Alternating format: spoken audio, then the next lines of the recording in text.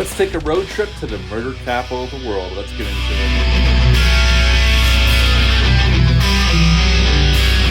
Hey, welcome back to the channel. Hope you're all doing well out there. Today we're going to head off to Santa Clara, California. But before we take that trip, do me a favor, like, comment, subscribe. Join me here. I would appreciate that. Today we're going to talk about that film right there, 1987's The Lost Boys. And before we get into it, if you're curious about that 4K, if you haven't picked it up yet, the transfer is really well done. It's the best the film's ever looked. I know I've been saying it a lot lately, but they've been doing a really good job with these transfers of 80s films. And the special features are all ported over from the old DVD special edition that Warner Brothers released years ago.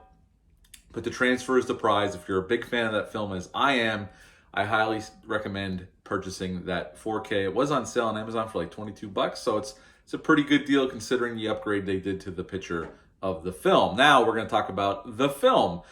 Lost Boys came out July 31st of 1987. It's an hour and 37 minutes long, had a budget of $8.5 million, and upon release it made a little over 32, so it was a nice size hit that summer. Originally, this film was intended to be directed by Richard Donner. Now, Richard Donner was shepherding the film for quite some time. It took longer to get greenlit than he anticipated, so he went off to make a little film called Lethal Weapon, and when the film got greenlit, he brought in Joel Schumacher to direct, and he stayed on as executive producer.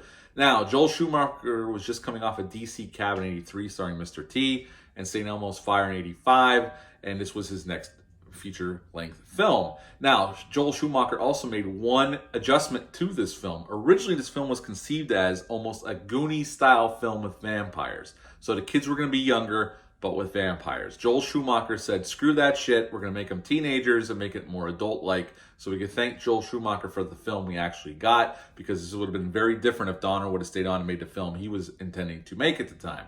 Now, Joel Schumacher also brought on this pretty damn badass cast. We got Corey Haim as Sam. We got Jason Patric as Michael. They are brothers. Diane West plays their mother, Lucy. And yes, she is named after Lucy from Bram Stoker's Dracula, the novel. Edward Harriman came in to play Max. We got Kiefer Sutherland playing David. We got Corey Feldman plays Edgar Frog. Jameson Newlander plays Alan Frog, the Frog Brothers. And Jamie Gertz plays Star. Now, Jamie Gertz wasn't originally going to be cast in this film, but Jason Patric actually suggested her to Joel Schumacher because he had just worked with her on a few projects. And even Jason Patric originally didn't want to do this film. He didn't want to do a horror film, but Joel Schumacher kept after him, and eventually he said, yes, I will do the film. And basically, being this film, we see the family moving to Santa Clara. They set up the boardwalk, the beach.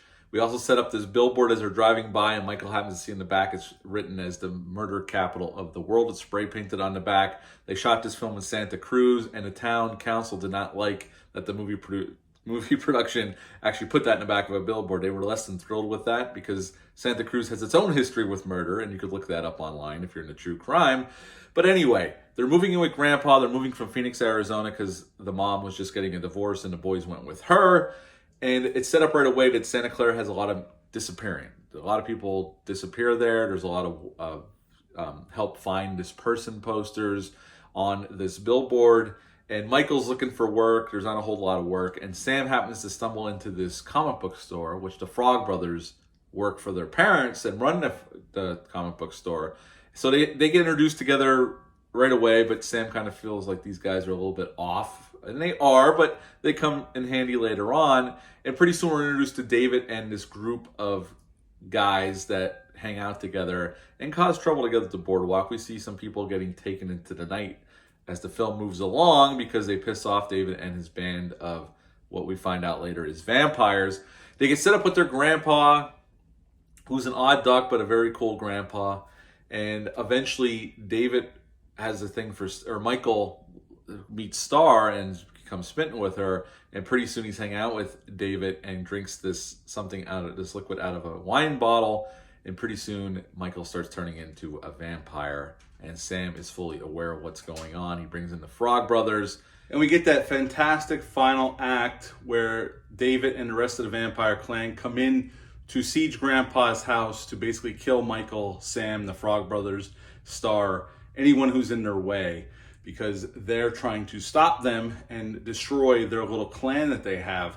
Now, we had a dinner scene where Sam invited the Frog Brothers over because they thought Max was the head vampire at one point, but he passed all the tests.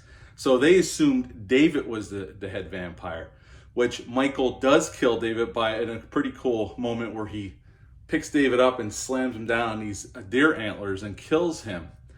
Now their mom shows up with Max. Max has been courting their mother, and it turns out that Max was the head vampire after all. And because the rules in this one don't follow all the rules of vampirism that we've seen in other films, holy water does work, but the thing of it is, when you're invited in by the man of the house, which Max was by Michael at the time, some of the tricks that the Frog Brothers and Sam were using were showing that he was normal. And he shows his true self and a pretty cool makeup effect on him. And he basically wants Lucy, their mother, to be the mother of his boys and be a vampire along with him. And that's what he wants. But thank God Grandpa is up on all this shit, and he comes crashing through the front of the house. One of his posts go right through Max, ram him right into the fireplace, and he explodes. And that is the end of all the vampire threats. And then we get that last stinger with Grandpa walks in the kitchen. His house is pretty much destroyed. He grabs a drink. He sits and drinking it. And he goes, one thing I could never stomach about Santa Clara is all the damn vampires. And we had the final shot of the camera locked off on Michael, Sam, and Lucy. And that is the end of The Lost Boys. What to like about this film? Well, I think the cast is number one. Now, this movie, at the time when they made it, this was hip.